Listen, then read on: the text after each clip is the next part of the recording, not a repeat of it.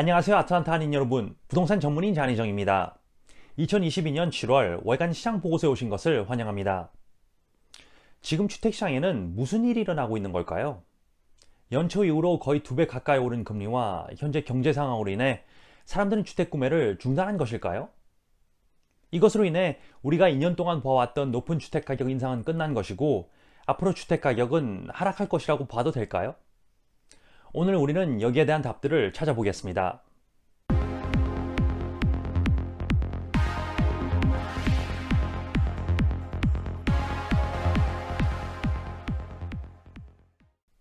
우리는 지금 매우 혼란스러운 시기에 있습니다.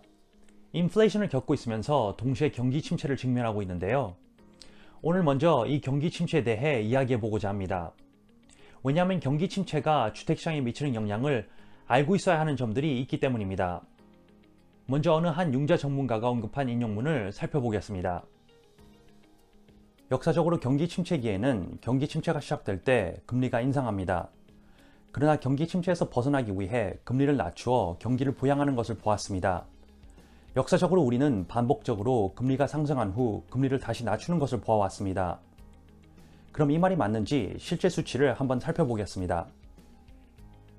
이 그래프는 70년대 초반으로 거슬러 올라가는 30년 고정 모기지 금리가 회색 막대로 표시된 경기 침체기에 어떤 일이 있었는지 보여줍니다. 여기서 노란 하이라이트된 부분을 주목해보면 경기 침체 초기에는 금리가 상승하지만 방금 읽은 인용문에서 언급했듯이 금리가 다시 하락한다는 것을 확인할 수 있습니다. 그럼 이 그래프를 차트로 변형해서 다시 보겠습니다. 이 차트는 바로 전 그래프를 경기 침체가 발생한 시기, 발생한 기간 및 그 과정에서 모기지 금리의 변화를 나타냅니다. 그리고 보시다시피 이 모든 경기 침체의 공통점은 모기지 금리가 다 하락했다는 것입니다. 저는 앞으로 우리가 겪을 모든 경기 침체에서 이런 일이 일어날 것이라고 말하려는 것이 아닙니다. 하지만 경기 침체가 주택시장에 어떤 영향을 미치는지 알고 싶으시다면 저는 이 역사적으로 검증된 정보를 보여드립니다. 여기에 대해 포처는 이렇게 언급했습니다. 지난 5번의 경기 침체 동안 모기지 금리는 경기 침체의 최고점에서 저점까지 평균 1.8% 하락했습니다. 그리고 많은 경우 경기 침체가 기술적으로 끝난 후에도 경제를 되돌리는데 시간이 걸리기 때문에 사실 그 이후에도 금리는 계속 하락했습니다. 우리는 지금 연준이 인플레이션을 길들이기 위해 열심히 노력하고 있다는 것을 알고 있습니다.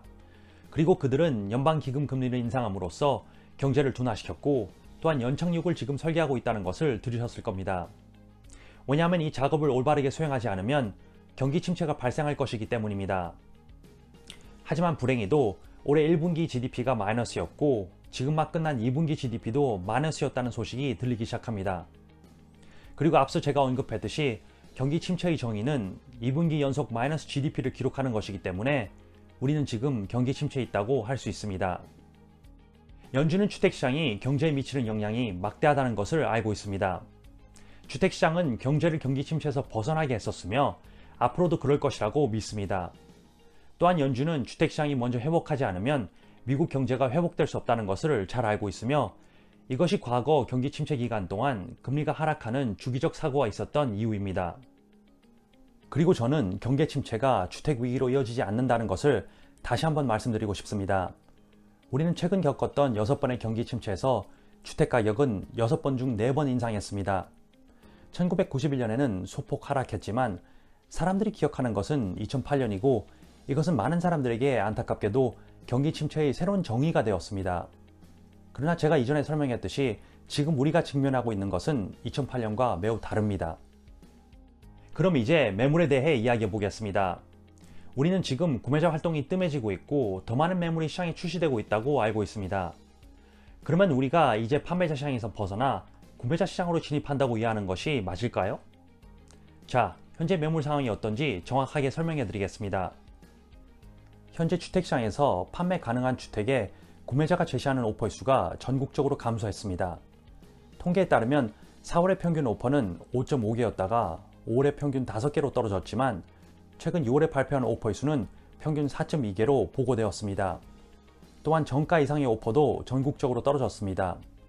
한 달 전에는 정가 이상의 오퍼가 전체 오퍼의 61%였으나 지금은 그 수치가 55%입니다. 판매량 또한 전국적으로 줄었습니다. 그러나 지금 증가하고 있는 것은 매물량입니다.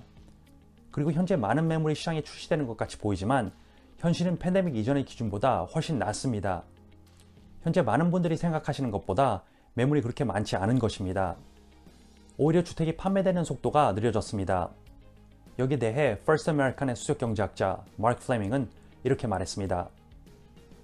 우리가 최근에 본 것과 같이 매물이 증가했지만 시장에 새로 출시되는 매물이 크게 증가한 것이 아니라 판매 속도가 느려진 것입니다. 그리고 월 공급은 판매 매물에 대한 판매 속도를 측정한다는 것을 알고 있어야 합니다. 예로 동일한 매물, 더 적은 판매는 더 많은 월 공급량을 의미하는 것입니다. 이 그래프를 보시면 우리는 1.6개월의 매물량으로 이번 해를 시작했지만 5월 말까지 그 숫자는 2.6개월로 증가했습니다. 그리고 이것은 큰 증가율이 아닙니다. 균형 잡힌 주택시장은 6개월의 매물량으로 간주되지만 우리는 2012년 이후로 그 수치를 보지 못하고 있습니다. 하지만 그럼에도 불구하고 우리는 현재 더 정상적인 시장으로 향하고 있으며 이것은 매달 새로운 매물이 시장에 출시되고 있기 때문입니다. 올해의 신규 매물량을 작년과 비교하면 매달 비슷한 수치를 보이지만 올해 4월부터 그 수치가 더 빠른 속도로 증가하기 시작했습니다. 물론 매물량이 많을수록 경쟁이 줄어들고 선택의 폭이 넓어지기 때문에 이것은 구매자들에게는 좋은 소식인 것입니다. 그리고 조금 전 마크 플레밍의 인용문으로 돌아가 보면 그는 현재 판매 속도가 느려지고 있다고 말했습니다. 그리고 그가 말하고자 했던 것이 바로 이것입니다. 여기 NAR에서 제공한 이 그래프는 기존 주택 판매를 계절 조정 연율로 보여줍니다. 그리고 오른쪽 녹색 막대를 보시면 지금 주택이 판매되는 속도를 연말까지 계속 유지한다면 올해 얼마나 많은 주택이 판매될지를 보여주고 있습니다. 실제로 540만 채가 판매된다면 이 수치는 팬데믹 직전과 비슷하고 또한 엄청난 판매량입니다. 왜냐하면 2017년에서 2019년이 주택시장에서 지난 2년을 제외하면 판매량으로 최고의 기간으로 기록되었기 때문입니다. 자, 그러면 오늘 보고서에서 가장 중요한 주제, 주택 구매를 기다려야 하는가에 대해 이야기해 보겠습니다. 이것은 실제로 이자율에 대한 질문보다 더 큰 질문입니다. 월 모기지 지불금이 크게 올랐고 이것은 많은 사람들에게 주택 구입의 장벽이 되고 있습니다. 그리고 또 우리는 어느 누구나 나중에 가치가 오르는 자산을 구매하고 싶어 하지 나중에 가치가 떨어지는 자산을 구매하고 싶어 하지 않습니다. 그럼 여기에 대해 자세히 알아보겠습니다. 우선 전국 및 지역 뉴스 헤드라인 몇 개를 보시겠습니다. 식어가는 주택시장이 대감속에 들어선다. 주택시장이 하락하면서 주택가격이 감속한다. 잘못된 시기에 주택을 구입하면 큰 역효과를 낼 수 있다. 기다리면 유익할 수 있는 이유. 이런 뉴스 헤드라인들은 두려움을 불러일으키고 일반 소비자를 오도하는 경향이 있습니다. 네, 주택시장은 지금 분명히 감속하고 있습니다. 지난 2년 동안의 높은 주택가격 인상률이 앞으로 계속 지속되지 않을 것이라는 것을 우리는 모두 알고 있었습니다. 그리고 지금 더 많은 매물이 시장에 출시되고 있으며 이것과 금리 인상은 주택시장을 확실히 정상적인 위치로 이끌고 있습니다. 그러나 지금 알고 계셔야 하는 것은 감속하는 것이 하락한다는 뜻이 아닙니다. 시장이 바뀌기 전에 많은 판매자들은 실제로 시장 가격보다 터무니없는 높은 가격에 자기 집을 내놓았습니다. 그러나 지금 그런 매물들은 가격을 조정해야 할 때입니다. 요즘 시장에선 가격을 정확하게 측정하여 시장에 올려야 합니다. 그리고 미국 부동산 시장의 상위 7개 전문가들의 최근 올해 주택 가격 예측을 보면 모두 인상할 것으로 보고 있습니다. 그리고 이들 모두의 인상률 평균은 8.5%입니다. 이들의 연초 예상 평균은 5%였고 모기지금리가 급격히 오르기 직전에는 10%에 가까웠지만 지금은 조금 더 낮은 8.5%에 안착했습니다. 그러나 진짜 중요한 것은 여기 전문가들 중 어느 누구도 올해 주택가격이 하락한다고 예측하지 않는다는 것입니다. 그리고 올해 이후의 전망을 알고 싶으시다면 여기 올해 2분기 말에 실시된 버서나믹스의 주택가격 기대 조사입니다. 이 조사는 100명 저명한 패널의 경제학자, 투자 전략가 및 주택시장 분석가의 예측입니다. 그리고 보시다시피 이들은 다른 전문가들이 예측한 것과 유사한 올해 9.3%의 인상을 예상하고 있으며 그 이후로는 약 3에서 4%의 인상률을 예측하고 있습니다. 그리고 이것은 3.8%인 미국의 매년 평균 주택가격 인상률과 비슷합니다. 지금 경제가 계속 둔화되고 있고 주택가격이 지난 2년 동안 지속 불가능한 수준으로 치솟았음에도 불구하고 이 전문가들의 예측이 이해하기 힘들 수 있습니다. 여기에 대해 앞으로 주택가격이 하락하지 않을 이유를 개인 재정 전문가 데이브 램지가 설득력 있게 설명했다고 생각합니다. 주택 가격을 좌우하는 근본적인 것은 거의 항상 수요와 공급입니다. 금리가 여기에 영향을 미칩니다. 금리가 오르면 구매자가 줄어들고 수요가 줄어들어 가격이 부드러워지거나 예전처럼 엄청난 가격 인상을 보지 않게 될 것입니다. 그리고 그것을 지금 우리가 보고 있는 것입니다. 네, 그러면 데이브 램지가 언급한 내용을 분석해 보겠습니다. 그는 주택 가격을 좌우하는 근본적인 문제는 거의 항상 수요와 공급이라고 말했습니다. 그러면 먼저 현재 공급 상황을 한번 살펴보겠습니다.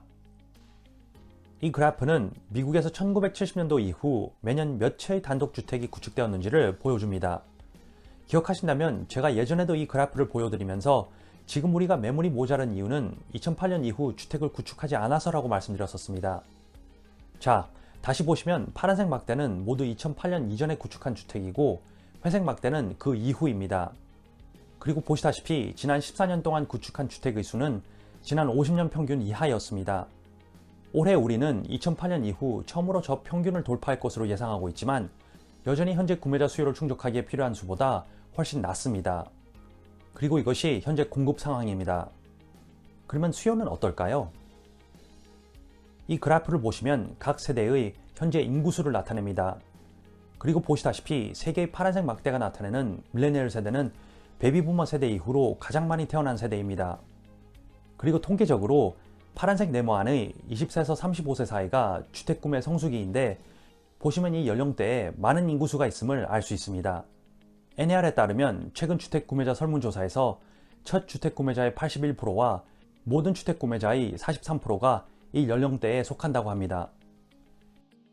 따라서 이 마지막 두 그래프를 보시면 왜 모든 전문가들이 앞으로 주택 가격이 계속해서 인상한다고 예상하는지 이해할 수 있습니다. 우리는 지난 14년 동안 공급이 부족했으며 여전히 주택 구매 절정기를 지나야 하는 엄청난 인구수가 있습니다. 지금 현재 불확실하고 암울한 경제 상황에서 이것을 믿기 어려우신 분들이 있을 겁니다. 그리고 궁극적으로 가치를 잃게 될 물건을 사고 싶어 하는 사람은 아무도 없기 때문에 현 시점에서 미래 주택 가격에 대해 이야기하는 것은 민감한 주제가 될 수 있습니다. 그러나 저는 실제로 주택시장에서 일어나고 있는 일들과 앞으로 일어날 것으로 예상되는 일에 대해 소비자들에게 알리고 교육하는 것이 부동산 전문가가 해야 할 사명이라고 생각합니다. 오늘 제가 공유해드리는 정보가 도움이 되었기를 바라면서 저는 이만 물러가겠습니다. 다음 달에 또 찾아뵙겠습니다. 안녕히 계세요.